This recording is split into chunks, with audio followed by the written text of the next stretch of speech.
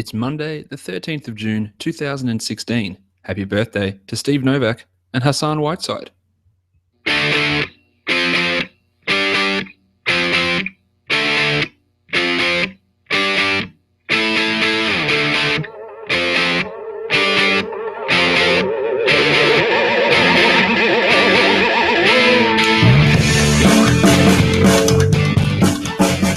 Hello and welcome to the Red Rock Basketball Monster Show, brought to you by Fantrax and Preston Pickens.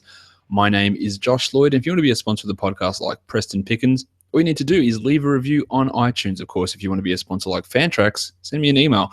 Fantrax is the sponsor of this podcast, and if you don't know what Fantrax is, you need to figure it out pretty quickly, because Fantrax.com is the best place to go and host your fantasy leagues. Not only do they have great premium commission models, which offers you any sort of option that you can think of, anything that you would have scrawled in a notebook, written onto a spreadsheet, posted in a forum about, Fantrax handles it automatically, but they also offer the best free option to host your fantasy league. It's not just basketball, it's not just football, it's not just baseball. You can go NASCAR, golf, college football, college basketball. 9 major sports are covered by Fantrax. You can handle things, dynasty leagues, minor league squads, European stash players, college players onto an NBA team, salaries, contracts, future draft pick trading, non-snake drafts, like so set order drafts, auctions, anything you can possibly think of, playoff leagues started halfway through the season. Fantrax has all of these other major sites covered easily. Anything you can think of, and I guarantee you go and sign up over at fantrax.com. Take a look at all the options. Just create a dummy league, and you'll be blown away by all the different options that you can have when setting up a league. It's not just a simple, what categories do you want? How many teams do you want? You can do a plethora of things on Fantrax, and it clearly is the best. If you're serious about fantasy, and if you listen to this podcast, especially at this time of the year, you're serious about fantasy, go across to Fantrax and check it out. We are doing the Los Angeles Clippers season in review podcast today. So let's get to it. I'll do my best. If you're watching this live on YouTube and you want to tweet at me, you can always do that by tweeting at me at redrock_bball. Los Angeles Clippers. What's the best way of phrasing the way that their season was? There'll be plenty of you listening to this, and plenty of people out in the general public that think that it was a huge disappointment. The Clippers are trash. Chris Paul is garbage. Can't get into the conference finals, didn't even get past the first round, blow the team up. I can sort of understand that, but you've heard my thoughts on that sort of stuff plenty of times. They had a 53-29 record. They did that without their second best player for the majority of the season in Blake Griffin. They were 2-0 up against the Portland Trail Blazers in round 1 of the playoffs, and not just 2-0 up. They were 2-0 up with 2 absolute ass kickings. They were going to win that series, and they were probably going to beat the Golden State Warriors, who were likely going to be without Steph Curry for the first few games of that series. That's probably what was going to happen. And then Chris Paul went down with a broken finger. Then Blake Griffin went down with a quad tear again, which he, in all honesty, shouldn't have been coming back from and playing. It obviously wasn't right, and he risked himself to get back out there. So if you put anything on the Clippers for being chokers, for being non-winners, then I'm sorry, you're wrong. Yeah, you can go back to last season and they lost 3-1 against the Rockets, but I don't believe in choking and all this sort of. I hate the narrative. But this season, there is no way you can put this on the Clippers. They were primed for a huge run, and honestly, they had a massive, massive chance of getting themselves into the NBA Finals this season. But being the Clippers, luck did not strike them very favorably, and they found themselves sitting on the outside looking in after a first-round defeat after the Blazers got back going. And that's what happens when you lose your best 2 players during a playoff series, and you're not going to be able to do it. And I defy any team to win. If the Thunder lost Westbrook and Durant, are they getting past the first round? If the Warriors lost, well, they did lose Steph, but say they lost Steph and Draymond, are they getting through? Probably not. If the Spurs lost Kawhi and LaMarcus Aldridge, are they going anywhere? No. If the Cavs lost LeBron and Kyrie, are they going anywhere? No. And that's just exactly the situation the Clippers were in. And you might say, Chris Paul's not LeBron, or whatever, who cares? They lost their best 2 players. And I'm arguing with no one here because maybe everyone agrees with me. But I know that there's people who will be bagging Chris Paul and don't rate him as a top-notch player. But I'm sorry, you're just wrong. Anyway, the Clippers, their draft picks coming up. They have 2 draft choices this season, which is a bit of a rarity for them. They're not a team that really covets draft picks all that much, as we saw by the fact that they gave away a first-round pick to get Jeff Green. And not sure how well that decision worked out, but I can almost understand the thought process behind it in trying to just push to get some extra players for this season's push. And you know what? It might have ended up working out if Paul and Griffin hadn't have gone down. They might have had that extra Green coming in as a bench player playing 25 minutes a night. It might have worked out rather than having the 28th pick in a draft moving forward. But now things look just that little bit different because of the way those injuries went down. So we look at their draft picks. They have pick 25 in this upcoming draft. They also have pick 33. So a really high second-round draft choice due to a draft pick swap with the Brooklyn Nets. So 2 picks there, and they're not awesome picks, but the way that this draft is set up, there's not much in terms of star power, but there is a ton of role players. And the Clippers, we know that their bench has struggled for a good couple of seasons. So they need guys that can play as role players. The next problem is Doc Rivers might struggle at picking those guys. And then when he picks them, he might struggle at giving them actual playing time. See Reggie Bullock, see CJ Wilcox, see Cole Aldridge before the end of this season. Guys that he has who are young players with ability and with potential that just don't see the court. So that is obviously something that remains to be seen. But those 2 picks, they could be turned into something. They could be turned into a 9th man, a 10th man. And really this team, that's really what they need at this point. And that maybe they get a diamond in the rough that becomes a starting small forward or something. But there is something for them to have a look at and maybe get some decent value with those picks. Let's look at the Clippers free agent situation heading into this season or next season. They've got Jeff Green, who I just mentioned they acquired in that deal. He's an unrestricted free agent. He's 29 years of age. He was paid $9.3 million next season. Now, what he's going to get, he will have to get over $10 million a year, you would think, but you wouldn't want to invest more than 3 seasons in Jeff Green. You wouldn't want to invest more than $12 million in Jeff Green. At this point, it's pretty clear what sort of a player he is. Jamal Crawford, fresh off dubiously winning the 6th Man of the Year award at 36 years of age as an unrestricted free agent. I'm sure they'd love to bring him back, but we know what Jamal's shortcomings are at this point. We know that he is, in all honesty, probably a negative asset or a negative player on the court a lot of the times. And yes, he did have a couple of high-scoring games, which people love pointing out when I make the argument that he shouldn't have been the 6th Man of the Year. They love pointing out that he carried them to a win or 2 with a big scoring night. That's fine. He also cost them a few wins with some poor shooting, poor shot selection, poor defense. All those sort of things do add up, and that's why I was pretty much against what he was when he was named the 6th Man of the Year. They got Luke Marmute, who was their starting small forward, power forward for most of the season. He's an unrestricted free agent. And 39-year-old Pablo Prigioni is an unrestricted free agent as well. And Jeff Ayres is someone who they signed at the end of the season. He is also an unrestricted free agent. They've got Brandon Dawson, who's got a non-guaranteed deal. He's a 23-year-old second-round draft choice. He barely played and faced some domestic assault charges, so that's obviously not a good sign there. And then Cole Aldridge, who had a $1.2 million player option for this season. He has declined that player option. It will feel like the Clippers have no chance of re-signing him. I really rate Cole Aldridge. I rated him last season at the Knicks. I thought it was ridiculous that they didn't play him in New York last season. I thought it was ridiculous that he couldn't find a job where he didn't get paid the minimum this season, and eventually he started to take over, and you could see why I was he joined the cadre of my boys. So that's their free agency situation. We know that they've got the guys like Chris Paul, DeAndre Jordan, and Blake Griffin all locked up for next season at $20 million plus per season. They've got JJ Redick locked up too. But the season after that, Paul, Griffin, and Redick can all become free agents. Now, Redick will become a free agent, and Griffin and Paul both have player options to become free agents. So things could really, really change for this team heading into next season. And that's why there's so many calls about blowing up the core and all that sort of stuff. But I'll get this out of the way now. I don't believe in blowing up the core. 53 wins, much like a Dallas Mavericks sort of situation. Just keep yourself in that 50-50 win team. Be a good team. Be a very good team. And things might break right for you. And maybe this was the season where things did break right for you until they literally and figuratively broke wrongly when Paul broke his hand. Things were looking great. They were going to get past the first round. They were possibly going to get past the Golden State Warriors. They would possibly have gotten through the conference finals, and they could have taken on the Cleveland Cavaliers or whoever was in the Eastern Conference. That's all a possibility. And I'd say it's a fairly good possibility.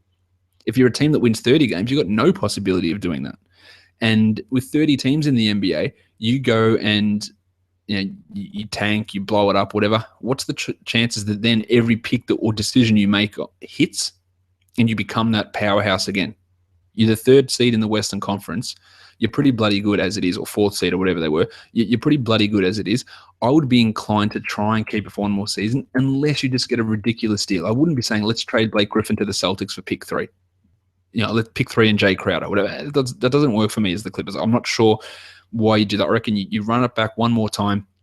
And that's what Doc Rivers has said he's going to do, and I completely agree with it. Although, probably 80% of you people listening to this podcast will disagree and think that they need to blow it up, and that's fine as well. But I'm more of the case of, like, you know what, just win games. Let's win some games when we can win some games, and when you're not, it's not for a team like the Mavericks, for a team like the not even the Pistons. I can't think of what a good example is. For a team like the Bulls, who could have been an 8th seed, your current core is not winning a championship. There's no real feasible option of them winning a championship with what they've got. So changes need to be made. But the Thunder, the Clippers, the Raptors, there's chances for all these teams. They have the Spurs. Should the Spurs blow it up because they lost in the second round? No, because you can realistically see them being able to win a championship with what they've got, and a few minor tweaks here and there, it could bring it. So that's why I'm firmly in the camp of let's stick with what we've got with this sort of a situation and go from there. Let's talk players now. We have to start with Chris Paul. How good is Chris Paul? And a lot of you will say not that good, and I disagree completely. He was sensational yet again. Started off the season slowly, and you saw the torrent of people coming out. What a waste of first-round pick on this bum. Dude's washed. He's finished. Why would I pick him pick 7? Cool. He was the 6th-ranked player in 9-cat leagues. He was the 5th-ranked player in 8-cat leagues. Yes, he dropped down from 4th last season, but who gives a shit, really? That's really tremendous numbers again from Chris Paul, and he did it while having to carry such a huge load with Blake Griffin out. He only played 33 minutes a game, so it was down from the 35 he's played the last 2 seasons. Almost averaged 20 points a game, which is his highest number in the last 4 seasons. 1.6 triples, 4.2 rebounds, 9.8 assists, which is down again on the 10 assists he averaged the 2 previous seasons, but 9.8, not that far off. 2.1 steals, 46 and 90, and shot 37% from 3. These are superb numbers. Great assists, great steals, ridiculous field goal percentage for a point guard. Yeah, insane free throw percentage. Doesn't turn the ball over that much, although his turnovers were the highest they've been in the last 6 or 7 years. But still, that's not a massive dent. And you know my take on turnovers. And Chris Paul is still an elite player. He's still very much an elite player. He's still a first-round player. Now, will you have to pick him at pick 6 next year? Absolutely not. He won't go at pick 6 because people are waiting for a drop-off. And I can understand that. But he's only 31. I think that he's got at least 2 more seasons left of being a top 10 player. And then we maybe see him slide down into the top 25, top 35 range. You don't need to pick him at pick 6. He'll be available at pick 8. And so will LeBron most likely. In that pick 8, pick 9 mark, pick 10 maybe. And that's going to be a real steal for you because getting assists is one of the hardest things to get in fantasy leagues. Combine it with 2+ steals and awesome percentages and good scoring and hitting some threes.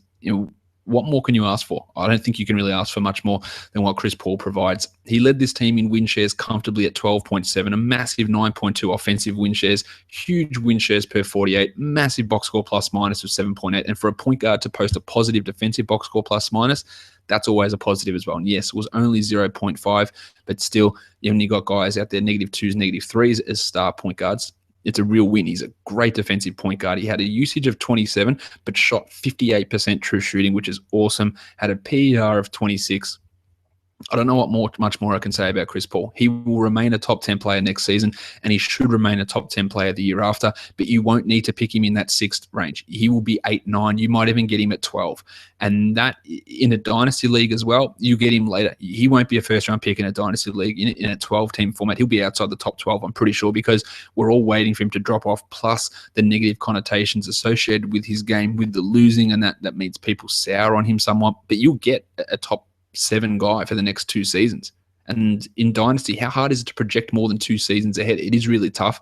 So I'd be happy taking Chris Paul in that sort of situation, grabbing him outside the top 12 in a Dynasty format, and hopefully reaping the benefits. He had a massive on-off of 16.6, and you'll see when we go through the on-offs of this team, Starters just posted massive on-off numbers. The bench, not so much, but just huge numbers from the starters in terms of their on-off numbers.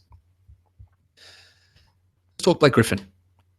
It had the quad tendon tear, which kept him out for months, basically.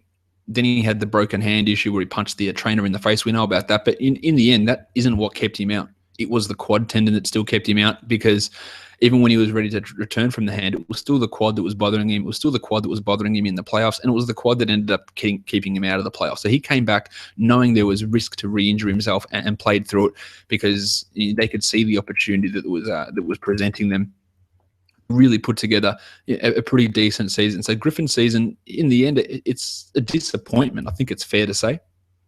He was the 41st ranked player in 9 cat leagues, 28th last season, 32 in 8 cat, 25 last season. A bit of a drop off, but some of that is weighed down by the fact that he did come back in those last few games of the season, and it was poor, but look, not really, because it wasn't a huge sample size. But he played 39 games and played 33 minutes. He had 21 points a game. He hit 0.2 threes a game, and that's something that he did start to bring into his game. And it's interesting now. He's done it in past seasons, and he's shooting them at 40% last year and 35% this season. So that's something that could start to creep into his game a little bit more. 8.4 rebounds, 4.8 assists, 0.8 steals, 0.5 blocks, 49 and 73 is his percentages. The concern there is the field goal percentage. He'd been his past 5 seasons, 51, 55, 54, 53, 50, and now 49. So a drop off in his field goal percentage. He's taking more mid-range shots. His athleticism is leaving him a little bit, and he was a guy that was huge in terms of his athleticism. And the injuries are definitely piling up with Griffin, and that is a concern whether he ever returns to that guy who can be such a high flyer and can be that guy who finishes at 53, 54%. Can he be that player? Yes, he still scored 21 points, 8.5 rebounds, 5 assists. And the assists are something that's continually growing with him. He's turning that into a second part of his game. But he's never going to be a defensive presence. He doesn't block shots. He's not a guy who really thrives at getting steals. Although he's not terrible. At a 0.8 steals is not bad, but he's a scorer, and he's not going to be a double-digit rebounder anymore. And we've seen that his first 2 seasons, he got double-digit rebounds. Since then, 8.3, 9.5, 7.6, 8.4. Still good numbers, but not massively good, not great. And that does take away some of his fantasy value. But I think if you expect him to be the 32nd ranked player next season, I think that's too low. I think he'll be better than that. I think he's a top 25 guy. I'm pretty confident he's a top 25 player next season. And I think you might be able to get him at a bit of a discount, an injury-based discount. Do you look at him and go, I think he's going to get injured again? Well, you have to have some concern. But the thing I look at with Griffin is all his injuries are different. They're not the same thing continually happening. And that's where you have the concern. Derrick Rose's knee, that's a bother. Blake Griffin has a hand problem, has an elbow problem, has a thigh problem, has a knee problem. And yes, it's like, why does everything keep getting injured? Maybe it's just a shit ton of bad luck. Who knows? But it's not like, oh my God, his thigh is injured. Oh my God, his thigh is injured. Jesus, his thigh again. Oh, his thigh. It's not the same thing. So to me, that puts a little bit more confidence in my mind that with a long off season to recover here, everything should be ready to go. And yes, maybe he does cop another fluke injury. But we look at him in terms of being injury prone. 39 games this year, 67 the year before. But the 2 previous, he played 80 games. He played 66 the one before that and 82 the one before that. So he's had a couple of bad years, but also a couple of really strong years. So it doesn't really bother me. And I think taking him in the 3rd round will be a real bargain, like a 20-point scorer who gets you 5 assists, 8 rebounds, and good percentages, and has the ability to potentially flash 0.4 threes a game. I think he can get to that. I think that he's a player who will be a little bit underrated heading into next season. Now, his win shares per 48 were pretty good. They weren't anywhere near as good as Jordan or Paul or even Cole Aldrich. He was 4th on the team in that metric, but still posted a pretty decent box score plus minus, a 4th on the team in that, had a 22 PER, a true shooting of just 54, which is something, again, I talked about his field goal percentage. He does need to work on that and bring it up and get his rebounding back. But the fact that he was the 2nd leading assist man on this team, getting assists on 27% of his offensive possessions, is a huge number while having a usage of almost 30%. Big numbers. He's great in terms of turnovers as well. We know Chris Paul's great in terms of turnovers, but Blake Griffin, he averaged 2.4 turnovers and 4.8 assists. So a 2-to-1 turnover ratio is incredibly good for a guy that's passing the ball that much and is not a point guard, and his ability to handle the ball is really terrific. So I do think that Blake bounces back, and we see him not at that 38 or 40 ranking, but more inside that 24, 25 sort of mark. Next up, DeAndre Jordan.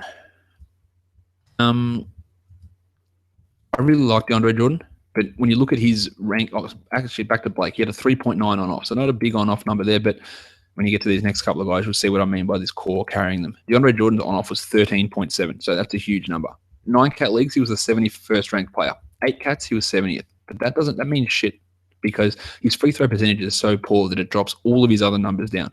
And you're either picking DeAndre Jordan early, or you're not picking him at all. You're not thinking that, he's the 70th best player, because that's just not how it works. So let's move to my punting rankings. In a 9-2 setting, he was 7th. I'd say that's pretty good. In an 8-2, he was 13th. You don't have to pick him 7th. You probably don't have to pick him 13th. You can get him in the 20s. But if you're subscribing to a theory where you're punting free throws and you pick him at 25 or 26 or 20 or whatever, you get pretty good value out of it. And that's exactly that's the benefit of punting, that you get a guy that's honestly locking down almost 3 categories for you straight off the bat in rebounds, blocks, and field goal percentage, just locking those down. If you're playing with the offensive rebounds, he locks that down as well. That's the benefit, because you get value by taking someone in the 3rd or 4th round who really is a first round type of value player.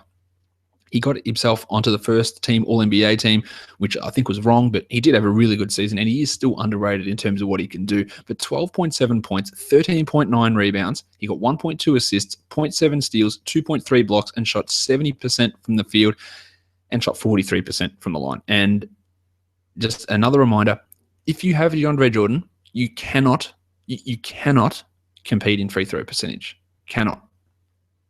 His Z-score for that category is negative 5.91, meaning you need like 3 James Hardens to break even. You cannot win that category. So don't think I'm going to pair Jordan and Harden and compete in free throws, because you won't. Now, you can pair Jordan and Harden, fine, because you're going to get big rebounds, big assists, big scoring, big steals, big blocks, big field goal percentage, yes, but you won't win free throws. And that's probably wasting Harden's ability to shoot free throws because of how good he is, and that's his main strength of a category. But pairing DeAndre Jordan with Steph Curry, who, yes, shoots a high percentage, but on very few attempts, it's not one of Steph's biggest strengths. That's a great pairing. So don't think that you can overcome his free throw percentage. You can't. You can maybe bring it back to just below average. But what's the point in that? There's none. Don't try to do it. It just, hey, look, maybe you did it. Maybe you somehow had him and won and finished 2nd in your roto league in free throws. I'd be stunned, but I'd like to see your team if you did it. Anyway, DeAndre Jordan, really good advanced numbers as well. Just behind Chris Paul in the win shares at 11.5. Great win shares per 48. Pretty solid box score plus minus, coming in 3rd on the team there. And in terms of his defensive box score plus minus, so he was 2nd on the team, because I'll talk about my boy later, but Cole Aldrich had some monster numbers. But Jordan posted a PER of over 20, a true shooting of 63, really put up some impressive numbers, and rightfully so, saw him get some recognition, not in the first team, that's not right, and I think he probably should have been considered for an all-star berth, but still, it's good to see him getting some sort of recognition for having a really impressive season and keeping this team afloat when they lost Griffin, and assuming the mantle of 2nd best player on the team when Griffin was out, and putting together a really impressive sort of campaign. But Redick, he had an on-off of 14.7. So Redick at 14.7, Jordan at 13.7, and Paul at 16.6. These are huge on-off numbers. Redick was superb this season. He was 69th in 9-cat leagues. He was 91st in 8-cat leagues, pretty similar to what he was the year before. And whenever Blake Griffin sits, he gets a bump. He takes more shots. He becomes more engaged. And that's fine, because he moves up from being the 3rd offensive option to being the 2nd offensive option. And he's really good at what he does. He played only 28 minutes a game this season, which is a little bit disappointing. You would prefer, if he was up at 30, then he's a guy that's challenging for a top 70, top 60 sort of position. 16 points and 2.6 triples He hit 1 point. He had 1.9 rebounds, 1.4 assists, half a steal. But the real value of Redick comes in the fact that he was a 48% shooter. He shot 89% from the line, and he shot 47% from three. So if you're counting 3-point percentage, he's one of the best guys out there. His value is points, it's threes, it's field goal percentage, it's free throw percentage, and low turnovers or chuck in 3-point percentage, which 3-point percentage is an underrated category for leagues. And it's something I'm going to investigate as we head into next season in terms of 9-cat leagues. Whether you do 9-cat leagues, instead of having turnovers, having one category is 3-point percentage, having one category is 2-point percentage. It's because if you have field goal percentage and 3-point percentage, that means that 3-point percentage gets counted twice.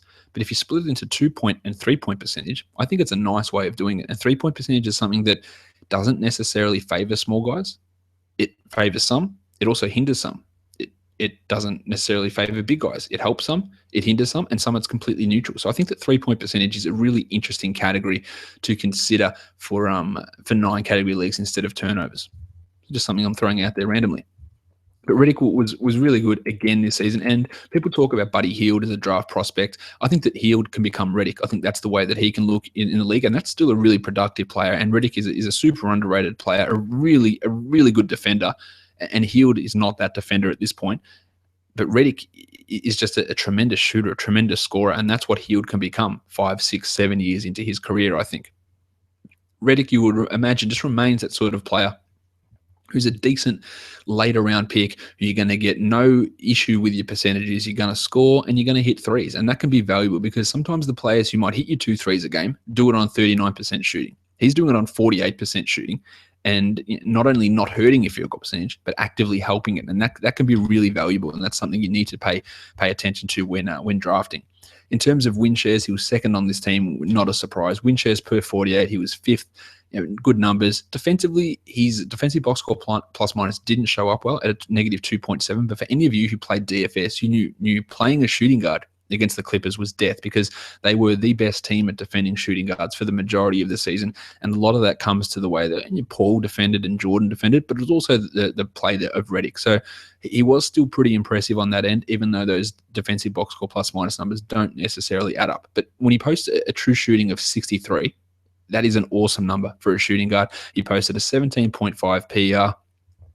In terms of his age, he's older. He's 31, but I don't see why he can't continue this for 2 or 3 years in a Kyle Korver sort of mold. If you're hitting 48% of your threes, you can do it to age 33, 34. When you hit to 35, 36, maybe it becomes a problem. And this is assuming no major injuries in that time frame. But Redick should continue to be that guy. He's not based on getting athletic rebounds or getting steals or dishing the ball or crazy dribble moves. He scores. He's efficient at it from the 3-point line, from inside the arc, at getting to the line. He does all that sort of stuff. And I don't see much of that changing in the next 2 to 3 seasons. Now it's time for me to talk about my boy. I should have a Cole Aldrich jersey hanging up here. Maybe I'll get one for whatever team he goes to next season. But Cole Aldrich has been my boy for a couple of seasons, and he was tremendous yet again this year. He did post a negative 5.1 on off, and that's partly due to the fact that he was playing with a bench unit that was pretty piss poor. But to play as few minutes as what Aldrich did and still be the 144th ranked player in 9-cat leagues and 159th in 8-cat leagues is really, really impressive to me. I thought that he was tremendous this season. In terms of, even if you look at in a punting situation, an 8-2, he was 123rd. Post All-Star in 9-cat, 85. Post All-Star in 8-cat, 96. But the real impressive thing to me, per 36. If we look at everyone on a per 36 basis, he was the 9th ranked player in 9-cat leagues and 7th in 8-cat leagues. He barely played. He played 13 minutes a game. 13 minutes. And 13 minutes, and in an 8-2, he was ranked 123rd in 13 minutes. He averaged only 5.3 points. He got you 4.8 rebounds in those 13 minutes. He got you 0.8 steals. He got you 1.1 blocks. He shot you 60%, and he shot you 70% from the free throw line. When DeAndre Jordan had to miss time, Aldrich was a beast. We saw that, and he was an absolute must-play in DFS for most of that time. Heck, for most of the time at the end of the season, when he was getting 20 minutes a night, when they finally decided, we're not running Josh Smith out there as a starting center, we're just going to put Aldrich out there and play him some decent minutes. He was a guy that you could use in pretty much all standard 12-team leagues. He's going to get paid a fair chunk of money, and he's probably not a starting center, but on a poor team, I wouldn't have any problem giving him 30 minutes. He should have started for the Knicks last season. I said that millions of times. He should have started. And when he did start a couple of games, I thought he was really good. And when he started here in Los Angeles, he was fantastic as well. He can be a really great contributor who is just superb defensively, but is not terrible offensively. If you look at what his per 36 numbers are for this season, and these are numbers that put him sixth in the league, or whatever it was, seventh, 14.4 points, 13 rebounds, 2 assists, 2.2 steals, 2.9 blocks, and 60% shooting. Just positives all over the court for what Kyle Aldridge was able to do. We look at his advanced numbers. He finished third on the team in win shares per 48. Third, ahead of Blake, ahead of Redick, just behind Jordan and Paul. Defensive box score plus minus, easily the best on the team at 5.8. The next was DeAndre Jordan at 3.8. His box score plus minus was second on the team, behind Chris Paul at 4.8. Yes, his offensive box score plus minus was a -1, but that's not a terrible number. He had a PR of 21.3. He had a true shooting of 63%. He had a below average usage at 18. Huge rebound percentage, massive block percentage. Again, 6.7%, higher than what DeAndre Jordan. I can't stress enough how good Kyle Aldridge is. Now, whether he can run it for 30 minutes and whether a team wants to do that, probably not. But as a Bulls fan, I would have no issue with the Bulls saying, Pau Gasol's going, Joakim Noah wants to go somewhere else. We want to pay Kyle Aldridge $12 million a year for 3 years, and he'll be our starting center. He'll play next to Nikola Mirotic, and he'll be our rim protector. I would say, yep, fine. You play your 28 minutes a game. You can get Cristiano Felicio in there, play Porter some small ball 5 as well. I don't have a problem with it because I do think that he is a really underrated player. He's 27 years of age. It puts him through to 30. Look, he's not going to be an all-star, but he can be a bloody good fantasy player. And if he goes to a situation where he's in a spot where he starts, then I would pick him. I would pick him inside the top 100. If he's getting 27 minutes a night, I'm picking him because he's efficient, super efficient field goal percentage, good free throw percentage, big rebounds, big blocks, big steals, decent scoring. I don't know what more you can ask for Kyle Aldridge. If no one believes in him, and it's a bit of a risk at this point given we don't know where he's sitting, I'd be trying to acquire him in dynasty leagues. I wouldn't be paying a top 100 price for him. I probably wouldn't be paying a top 150 price for him. But I'd be trying to because it could work out significantly in your favor. Maybe I'm just ridiculously high on Kyle Aldridge. Let me know if I am, but I do really think that, and I've thought it for quite a few seasons, that he can be a guy that is not an impact player, is not a superstar, but he's impactful enough. Jamal Crawford. I'm not sure of the impact Jamal Crawford has. He was a -6.2 on-off numbers. He finished 170th in 9-cat and 166th in 8-cat. And with Blake Griffin, yes, he did see improved numbers. He was 129th post-All-Star. Yep, he was okay. But he wasn't the sixth man of the year. I'll give you that.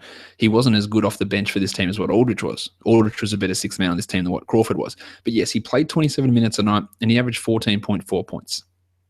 He hit 1.4 triples, but he doesn't. 1.9 rebounds in 27 minutes is a terrible number. 2.3 assists is not ideal as a guy who does play or handles the ball quite a bit as well. We've seen all his dribble moves. 0.7 steals, 0.1 blocks, 40 and 90 is his percentages, and shot 33% from three. So not only is he a 40% shooter from the field, but he's a below average 3-point shooter. And yes, the 90% is great from the line, but only 3.5 attempts. It's not really swinging a huge amount. In fact, if we look at his fantasy value, that's his biggest contribution, his free throw percentage, followed by his 3-pointers.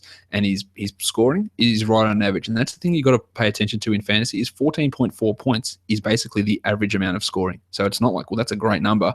It's exactly average. Now, Crawford did have some big games, no doubt, but he saw a drop-off in his scoring. He saw a drop-off in his 3-pointers. He saw a drop-off in his assists and his steals. He shot the same percentage, but he wasn't good last year either, really. 33% from three the last 2 years. That does not make a good shooter. Where does he sit next season? I wouldn't be drafting him in standard leagues. Definitely not in 10-team leagues. In 12-team leagues, probably not. The guy's going to be 36, 37 years old.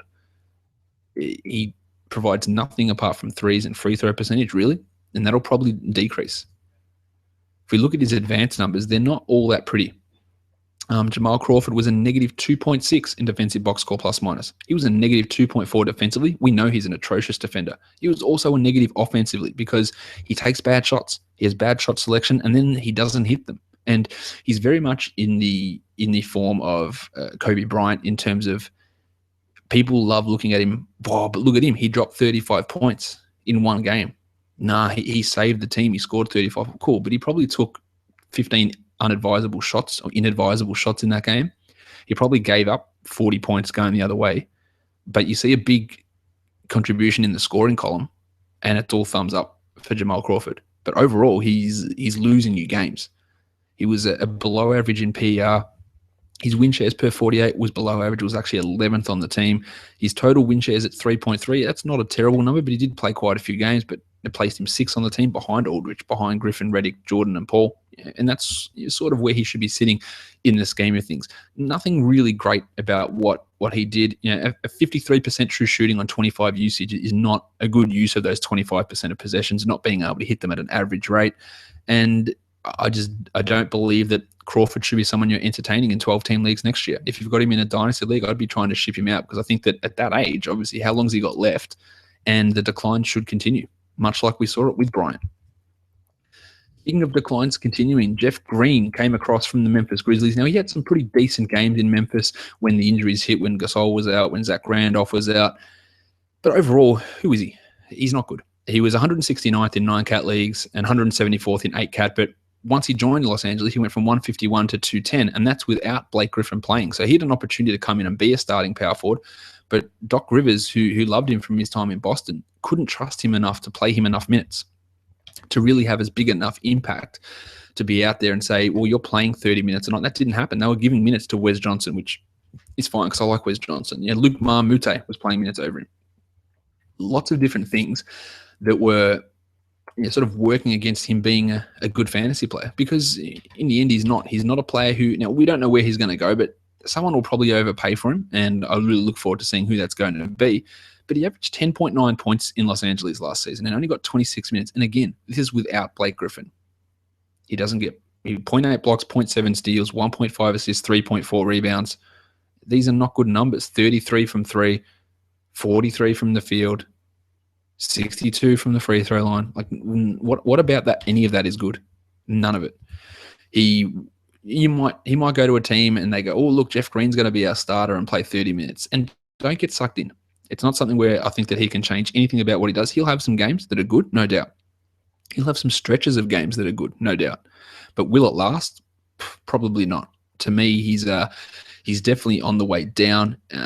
He's more of a 16-team league player at this point in his career, I would say. And even then, the upside is clearly not there. Not a Jeff Green fan, as you can. I have been in the past, though. I thought he had opportunities to put up good numbers, but not so much anymore. A below average win shares, negative box score plus minus offensively, and that's supposedly where he provides his best value. Still provided a positive number defensively, but a 12 PER, a true shooting of less than 50, and still use 20% of the possessions as well.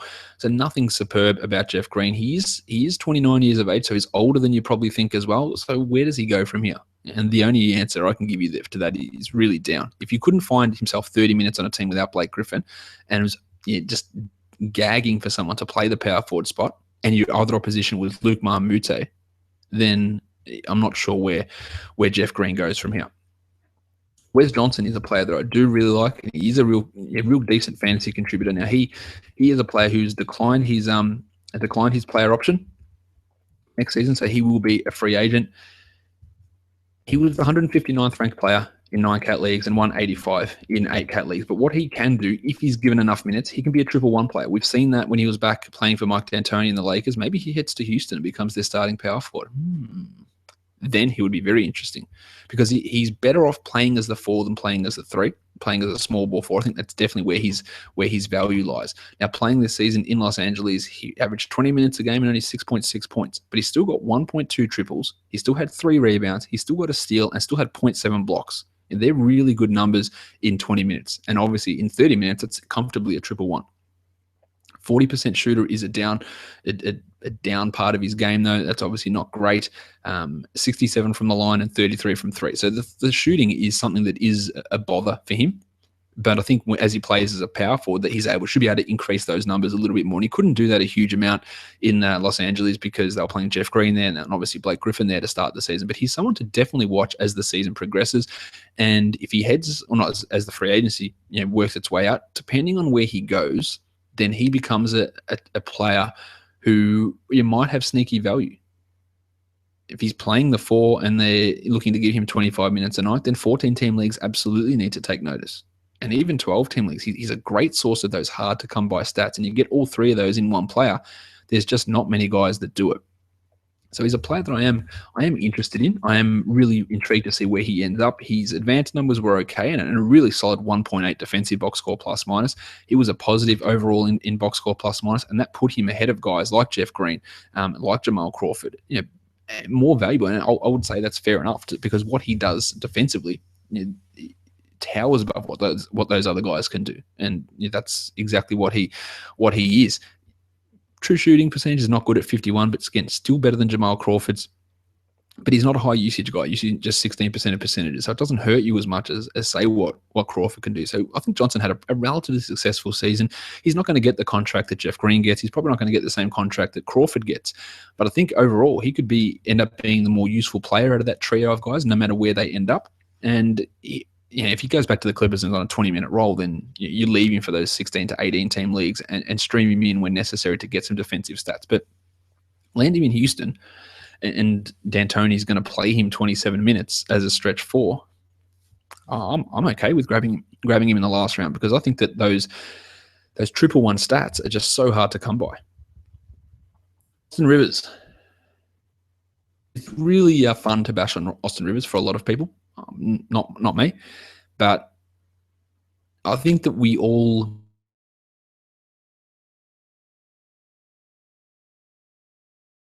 anytime, and this happened last season as well, anytime when he had to play minutes for Chris Paul, he produced.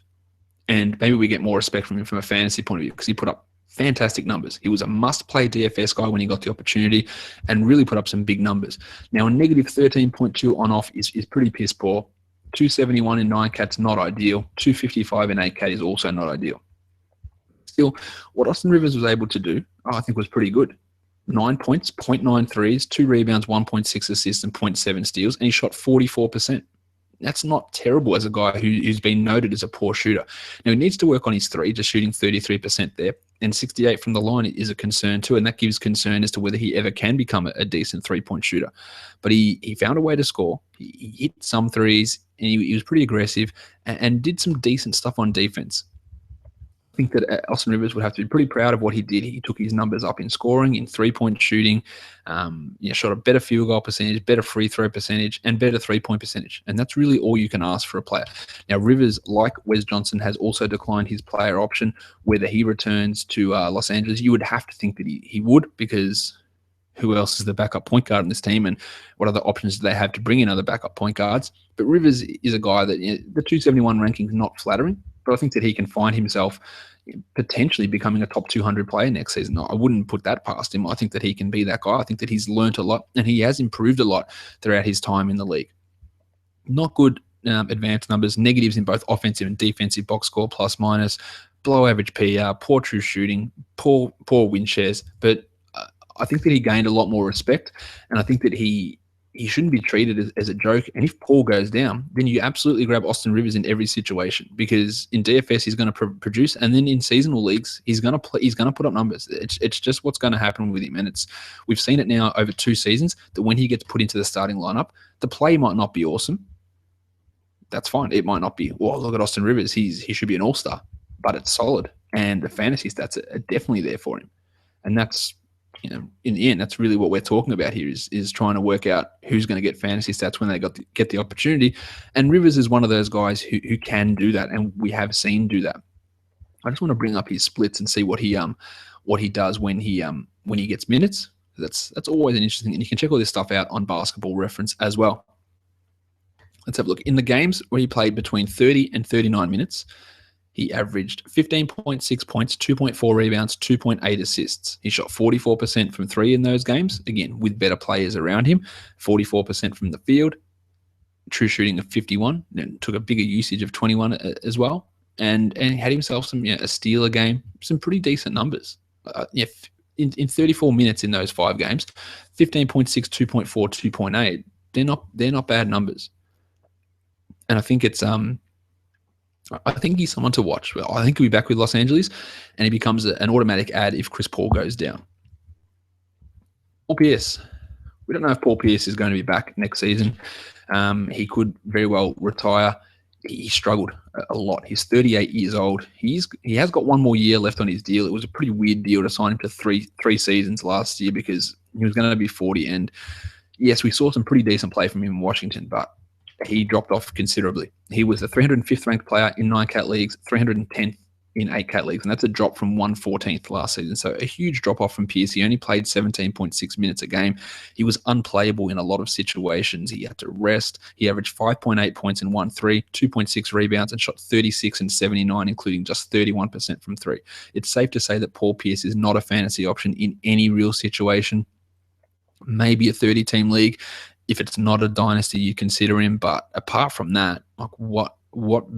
Yes, he's been a legend of the game. He's going to be a Hall of Famer, but there's nothing that makes you think, oh, Paul Pierce is a guy I need to get my hand on for fantasy. 8.2 PER, yeah, terrible box score plus minuses, terrible win shares per 48.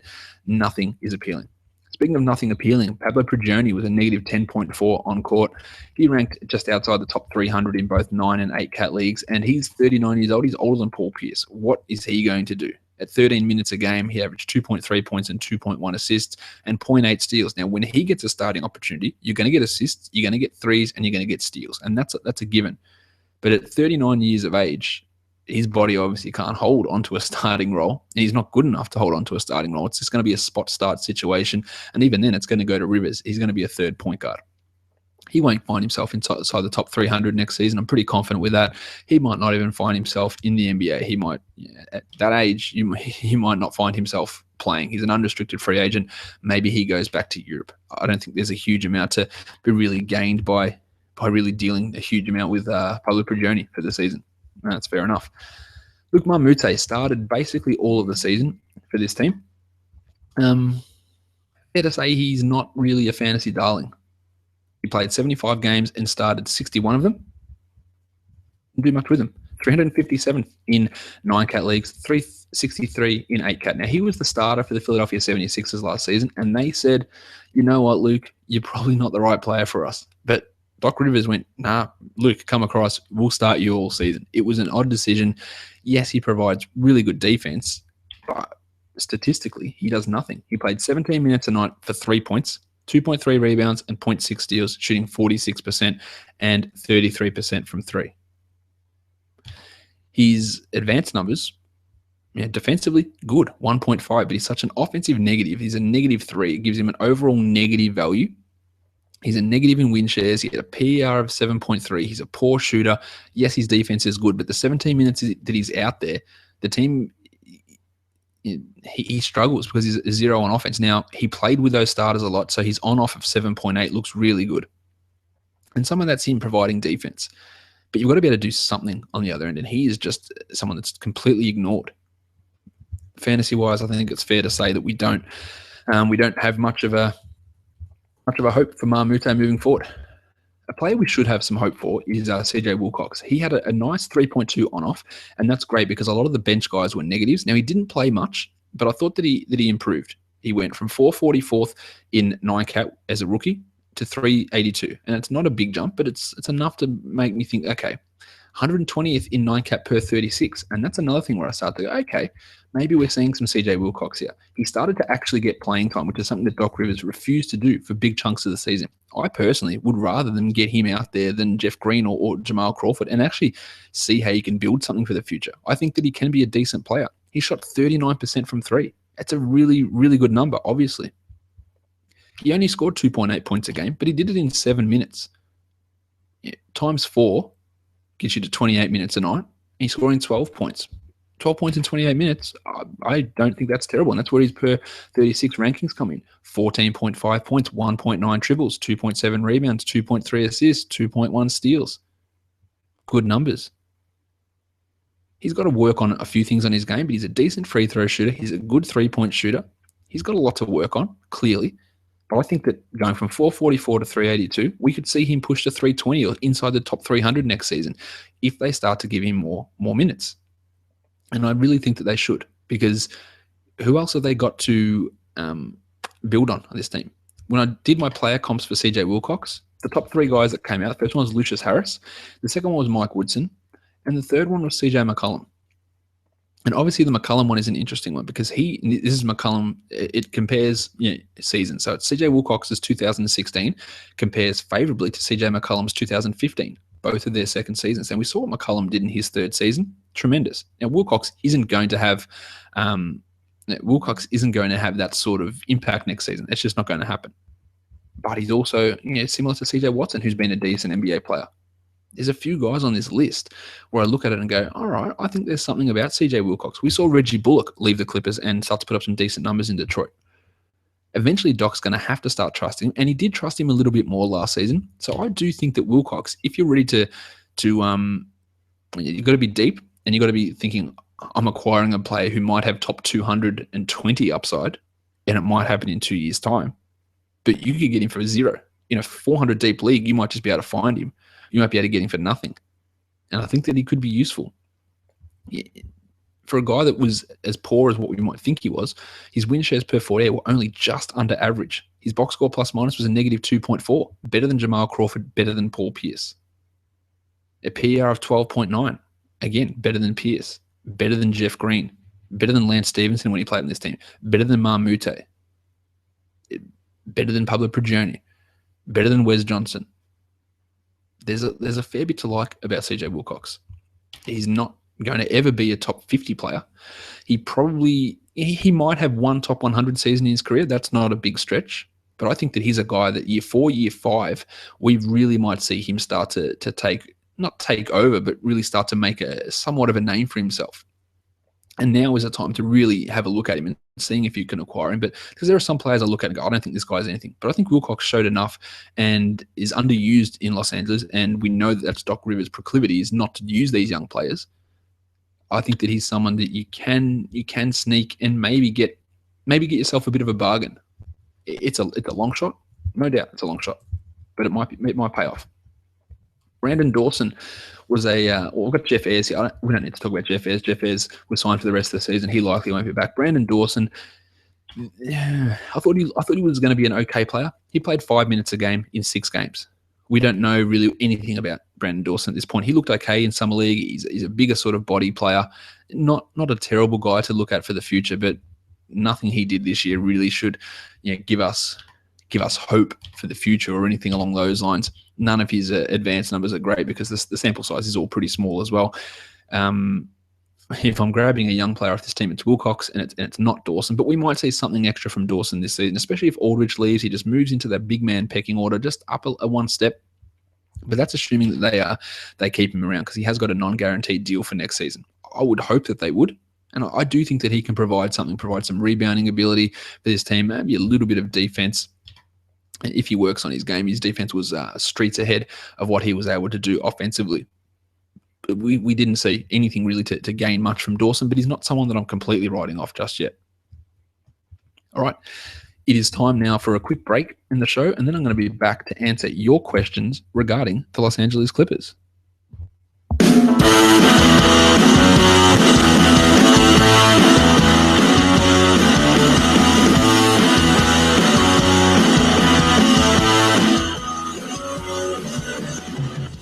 This is the pod with just the guitar. While we wait on the bass and drums, I'll sing of love and you from afar. Well, here they coming now, in the sky around the road.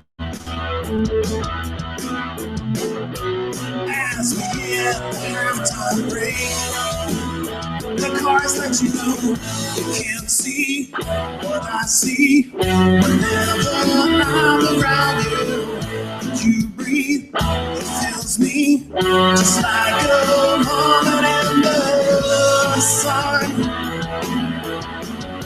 It's Formula Racks, I'm number 1. The question coming from Fred. Now, Fred, you might be watching live, I'm not sure, but he says, Fred's at Texan Invasion. He says, how do you maintain that luscious beard? Not Clippers related, but I'll still answer it. How do I maintain it? I literally, Fred, I do jack shit. I do nothing. I don't put oil in it. I don't comb it. I get it trimmed once a month. I do nothing else. I'm just naturally a hairy bastard, and it just grows. That's it.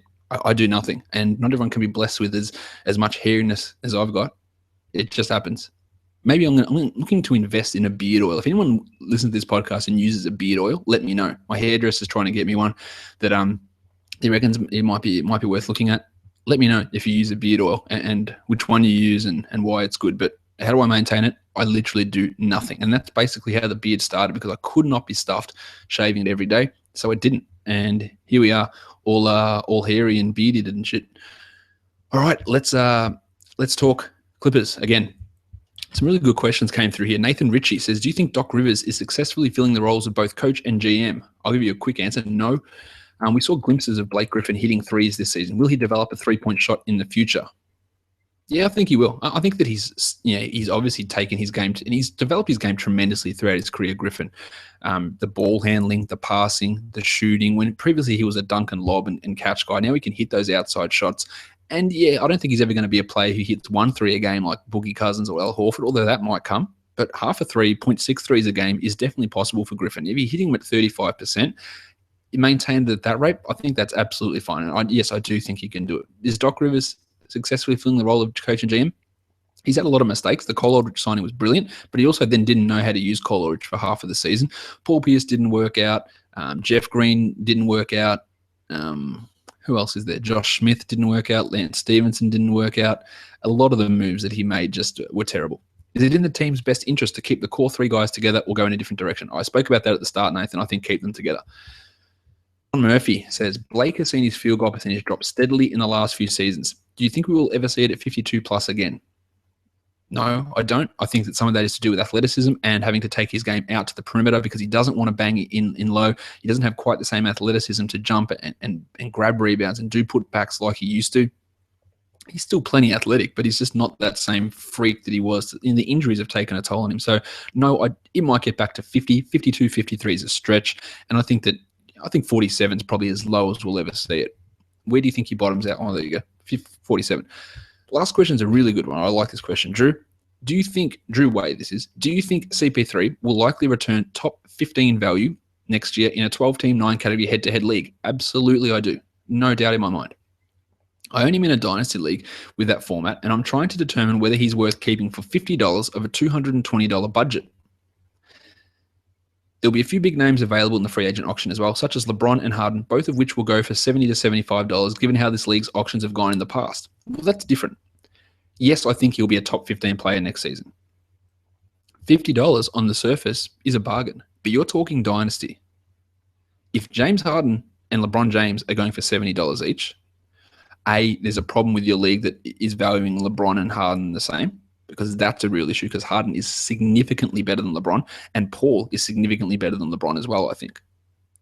But for an extra $20, $70 for James Harden in a dynasty league is absolutely where you should be going. Now, $50 for Chris Paul is fine, but if you are confident you can get James Harden for $70 to $75, smash it. I think you have to do it, because Paul will be this guy that's worth $50 for 2 seasons. Harden will be worth $80 for 4 seasons. To me, it's a no-brainer. I think you absolutely have to. It depends, because what if everyone else goes out there and spends $100 on Harden, and then you're stuffed? So how do you look at risk assessment? I've got Paul for $50. I can hang on to him. I've got what I've got here. Or do I take a step forward and try and really push my team forward and get Harden for 70 and then become a powerhouse? Because the difference between Harden and Paul is significant to me. It's a pretty big difference. And that cost is not enough to offset it. Plus, he lasts longer. Now, I don't know about your inflation rules and how long you can keep guys, but if there's no inflation, you can keep them long term. Harden at $70 is a bargain. And that's the way I reckon you should be looking, Drew. We are done today, guys. Follow me on Twitter at redrock_bball. Don't forget to check out Fantrax. Don't forget to check out Basketball Monster. And don't forget to check out Hardwood Paroxysm, all those great places where I'm associated with. You can subscribe to this podcast on iTunes or anywhere where you find good podcasts, and any subscription that you do really helps the show. Download every episode. Even if you don't listen to them, just download them, and give a review would be awesome too. If you're on YouTube, give it a thumbs up, give a comment, share it with your friends, get the podcast out to people, as many people as you can. It really helps me improve the quality of this show. And with the way that you guys have been helping, I'm looking at bringing a few new offerings into the mix over the next couple of months and looking to expand the podcast out to do some fantasy baseball and some fantasy football as well. So just looking at that at the moment, but looking to do some new podcasts that'll be coming into the Red Rock family. So that's all to do with the help that you've given the podcast, and supporting sponsors and stuff like that enables that sort of stuff to become a reality. We've got 6 more. Yeah, no, five more. Yeah, 5 more season in review podcasts to go. And then on Sunday, the massive mega NBA mock draft with myself and about 7 or 8 other writers will be doing that one, going through the entire first round and making our selection. So make sure you're tuning in there and telling all your friends about it. I think it'll be an entertaining show with lots of NBA draft talk. We are done today, guys. Thank you so much for listening, everyone. See ya.